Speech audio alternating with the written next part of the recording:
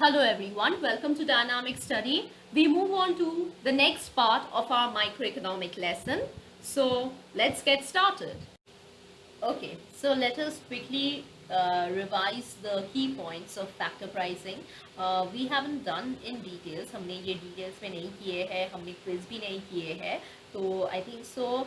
Let us just give a quick recap so that so that you can get the main points and it will be easier for you to answer. Okay, so factor pricing, rent एक concept है which is जो कि हम economic surplus हम कहते हैं.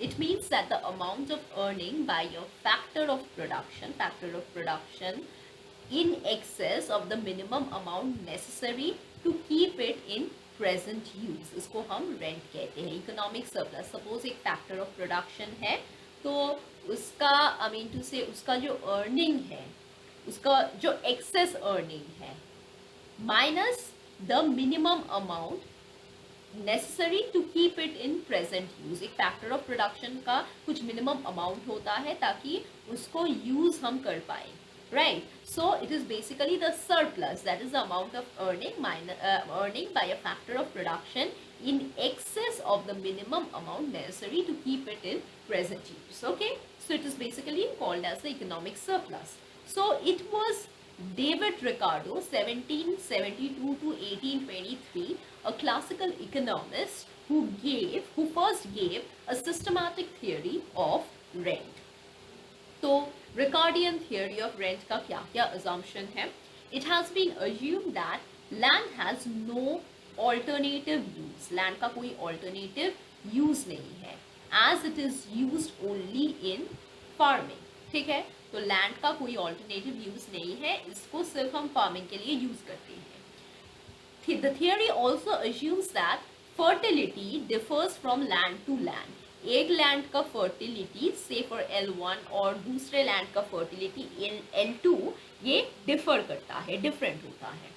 It means that some pieces of land are more fertile as compare to other pieces of land. तो land का कुछ पीसेस फर्टाइल होता है. इट्स नॉट नेसेसरी कि एक लैंड या दो लैंड, सेम लैंड होता है तो कुछ पीसेस ऑफ लैंड फर्टाइल होता है और कुछ फर्टाइल नहीं होता है. ठीक है. Third assumption, Ricardian theory assumes the existence of no rent land. तो Ricardian theory क्या assume करता है? Ricardian theory assume करता है existence of no rent land which does not enjoy any rent. तो land जो कोई rent enjoy नहीं करता है. Next है, the theory also assumes the law of diminishing returns holds in agriculture. It states that output will not be increasing at the same rate at which labor and capital increases.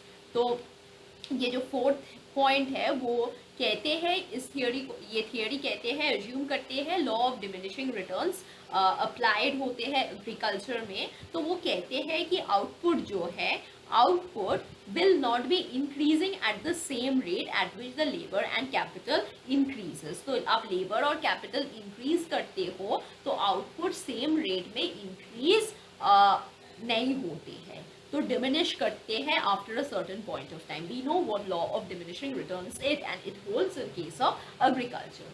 Fifth point is the population of a country increases continuously. तो एक country का population continuously increase करता है which results in an increase in agricultural production. तो एक country का population continuously increase करता है जिसके कारण agricultural production भी increase करता है to feed a larger population. ठीक है, तो पॉपुलेशन कंट्री इंक्रीज करने से एग्रीकल्चरल प्रोडक्शन इंक्रीज होता है क्योंकि डिमांड ज्यादा होता है, राइट. सिक्स पॉइंट है रिकार्डियन थियोरी ऑफ रेंट. रिकार्डो का जो थियोरी ऑफ रेंट है वो बेस्ड होता है long assumption of the long period और this assumption is basic to the classical economist. Okay. Seventh point, Ricardian theory assumes that supply of a superior grade of land is limited. तो Ricardian theory assume करते हैं कि superior grade of land का जो supply है वो limited होता है. ठीक है. और 8 पॉइंट है Ricardian theory rest upon the fundamental assumption that land possesses some original and indestructible power. Okay. तो types of rent according to Ricardian theory, पहला है डिफरेंशियल रेंट। तो the different grades of land जो है they earn different amount of rent. तो वो different जो grades of land है वो different amount of rent earn करते हैं because of difference in the productivity of there soil. तो सॉइल का जो प्रोडक्टिविटी डिफरेंस है उसके कारण they earn different amount of rent. This is known as differential rent. Next है स्कैरसिटी रेंट। तो ये भी रिकार्डियन थियरी का ही एक पार्ट है which gives us that rent emerges because supply of land in a country, country का जो land supply है इज कम्प्लीटली फिक्स्ड और इनइलास्टिक। ठीक है, तो स्कैरसिटी लैंड का सप्लाई फिक्स्ड है और इनइलास्टिक है, मतलब we want land but the supply is fixed. Okay, so ये इसलिए scarcity. So that is the rent is obtained because of scarcity of land. इसलिए rent का concept आता है because of the scarcity of land. So that is why, and we need it. So that's why scarcity rent. Okay. Next is quasi rent. So there are some factors which have fixed supply. कुछ factors होते हैं जहाँ पर supply fixed होते हैं in the short run. तो short run में supply fixed होते हैं and becomes variable in the long run. तो क्वासी रेंट क्या है, कुछ फैक्टर्स होते हैं, सम फैक्टर्स जहां पर सप्लाई फिक्स्ड होते हैं शॉर्ट रन में और लॉन्ग रन में वेरिएबल हो जाते हैं। तो quasi rent is basically payment to those factors which are fixed in supply. Quasi rent क्या होता है, you are making a payment to those factors जिसका सप्लाई फिक्स्ड है इन द शॉर्ट रन और वेरिएबल है लॉन्ग रन में। Okay, so that is what quasi rent is. It's a payment to those factors which are fixed, which are in fixed supply in the short run and variable supply in the long run. ठीक है? Next है, in the short run, fixed factors can't be withdrawn from their current use. तो short run में fixed factors it can't be withdrawn from their current use and transferred to another where payments are higher. तो ये transfer नहीं होता है. While variable inputs can be put to use in different production, क्योंकि हमें time मिलता है inputs variable होने के लिए, so it can be put to use in variable. So in the short run a producer need not pay opportunity cost of the factor because in the short run it is fixed in supply, but in the long run the producer will have to pay an opportunity cost to retain a factor because now the factor can move where it gets high return. Opportunity cost का concept तभी आता है जब आप change करते हो, आप forego करते हो to get the another alternative, to best alternative, second best alternative को forego करते हो to get something better. So yeah, that's it.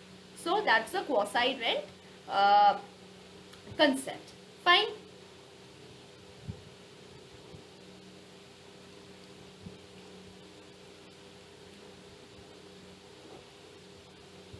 Okay. Next है modern theory of rent. According to the modern theory of rent, economic rent is a surplus which not only applies on land but it is also applied on other factors of production, that is labor, capital and entrepreneur. ठीक है, सिर्फ land पे नहीं, labour, capital और entrepreneur में भी modern theory of rent apply होते हैं. So first this theory was described bye J.S. Mill. After this, the theory of rent was developed by Pareto, David, Evans, Marshall, Robinson, etc. तो यहाँ पर क्या है, रेंट मतलब real income minus transferred income. तो यहाँ पर जो ट्रांसफर्ड इनकम यूज्ड होते हैं मतलब यूज्ड होते हैं in the meaning of opportunity cost. ठीक है, और assumption of the modern theory of rent मतलब rent is produced or generated from each of the factors, production factors, or rent is only generated when the supply is inelastic or less elastic. Okay. Next है iron law of wages. तो ये एक theory है on the basis of wages. हमने पहले rent पढ़ा है, तो ये है वेजेस. तो वेजेस हम जानते हैं क्या है. So that is the it is the income और the thing that remuneration, rather the remuneration that we get that a laborer gets. Actually, wages refer to the remuneration payable to the laborers or workers for providing their services.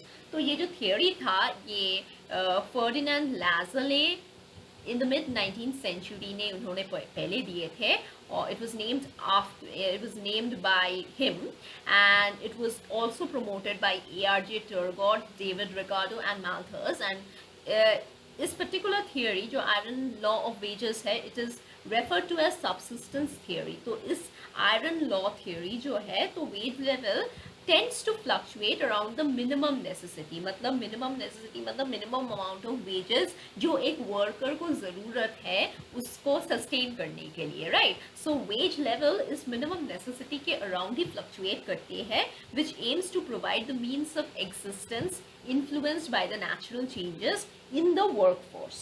Okay, and like for example, अगर population increase होता है या workers rise होते हैं तो supply of labor increase हो जाते हैं rather than demand। तो इन सब cases में wage rate decline हो जाते हैं, sometimes even below the minimum level of wage।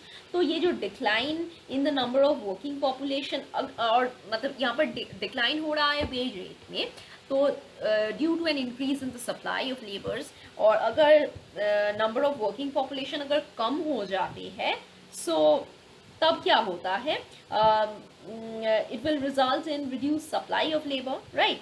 जब लेबर सप्लाई डिक्रीज होता है तब वेज इंक्रीज करता है।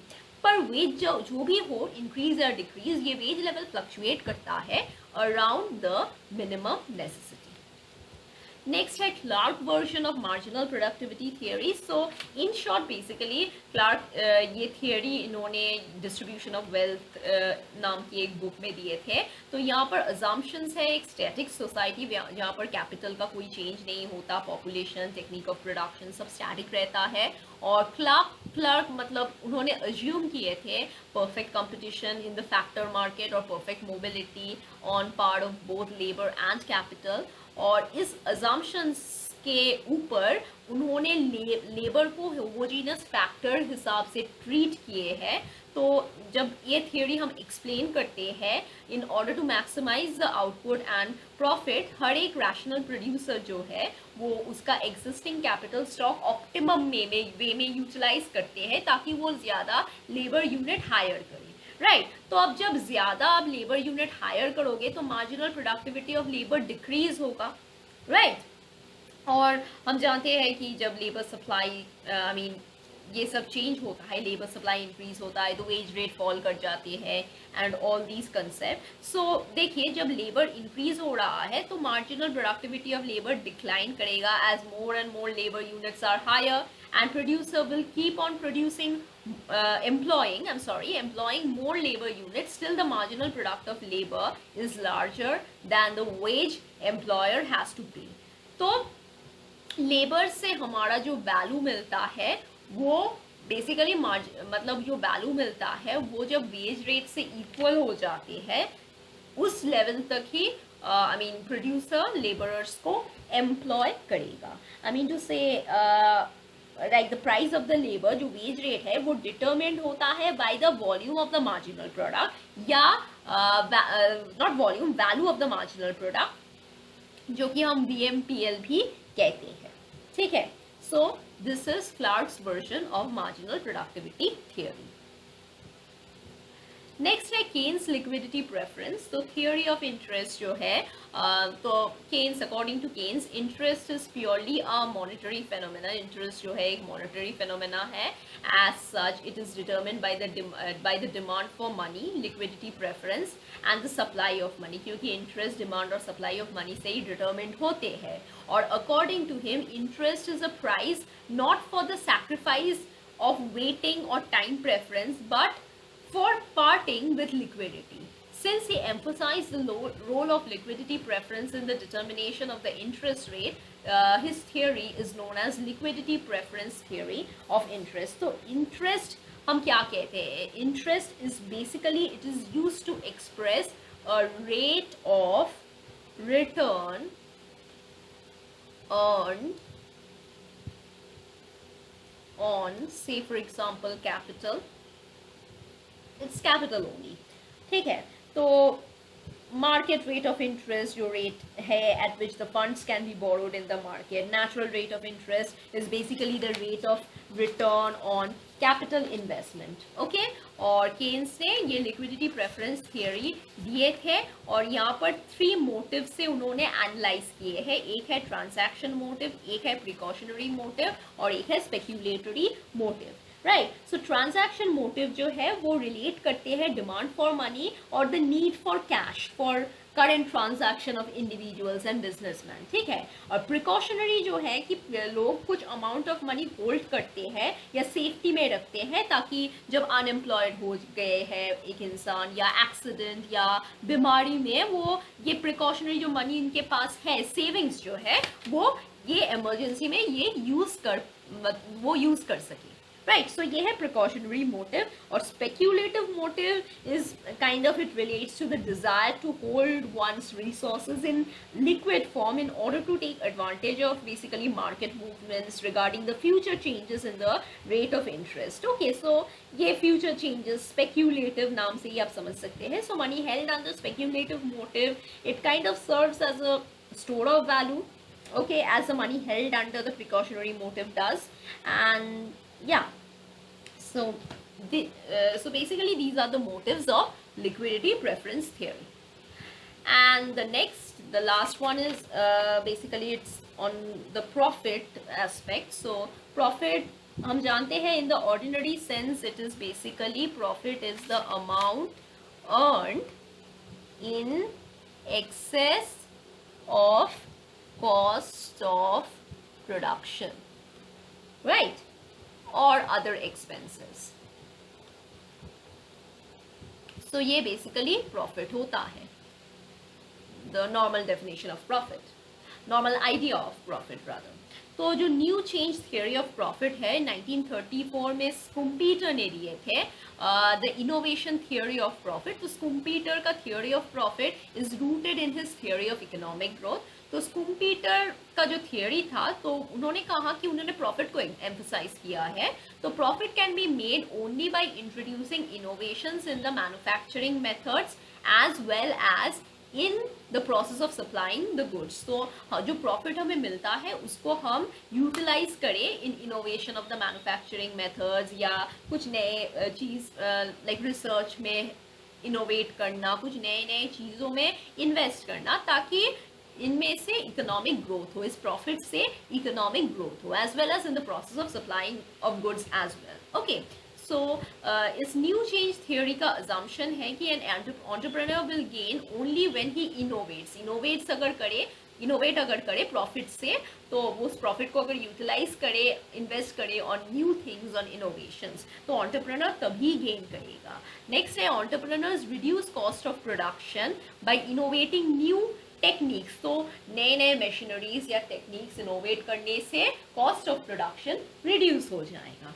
And the third point is that the entrepreneur changes the quantity and quality of the goods. तो इन सब innovations के जरिए quantity और quality of goods के aspect से भी innovations किया जा सकता है, right? So this is the idea. Okay. Thank you for watching the video. I hope this helps in your revision process.